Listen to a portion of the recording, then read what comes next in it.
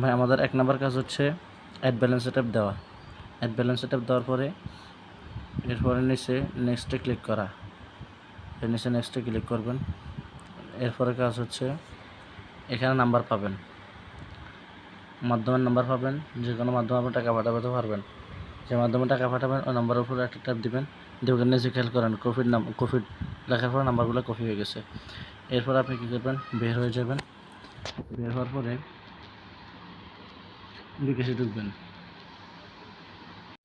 দেখেন বিকাশে ঢুকে আমি টাকা সেন্ড মানি করে দিচ্ছি। সেন্ড মানি করার পরে সেন্ড মানি করে দিচ্ছি আমাকে একজন কাস্টমারে। দেখেন রিসিভ মানি 985 টাকা লেখা আছে।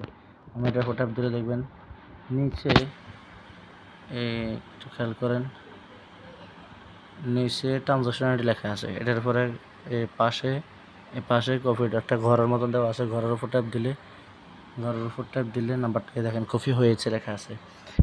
এরপর থেকে সোজা আপনি আবার অ্যাপস চলে আসবেন। এই ট্রানজাকশন আইডির উপর বসাই দেবেন ট্রানজাকশন আইডি। এরপরে 300 মানে যত টাকা পাঠাইছে ওই লেখাটা লিখে দেবেন। 300 কত টাকা জানি, সরি 985 টাকা। তো আমি 985 টাকা লিখলাম। এরপরে নিচে পেন দিব।